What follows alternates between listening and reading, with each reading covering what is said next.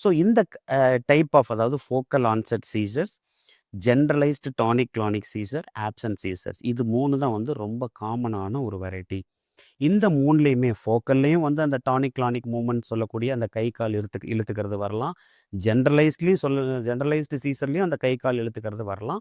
But இந்த கை கால் இழுத்துக்கிறதுனா என்ன அப்படிங்கிறத நம்ம பார்த்துக்கணும். இதில் வந்து இந்த இடத்துல நான் ஒரு முக்கியமான விஷயத்தை பற்றி சொல்கிறது என்னென்னா, சூடோ சீசர் அப்படின்னு நான் ஒரு விஷயத்தை பற்றி நான் பேசணும். என்னென்னா, நிறைய தடவை அதாவது யங் அடலசன்ட் கேர்ள்ஸ்லாம் இருக்காங்கல்ல, அதாவது ஒரு ஒரு 15லேருந்து ஒரு 20ல இருக்கிற யங் கேர்ள்ஸ்லாம் பார்த்தீங்கன்னா, majority of the time some psychological ப்ராப்ளத்தினால அவங்களுக்கு வந்து ஃபிட்ஸ் வர்ற மாரி நடிப்பாங்க.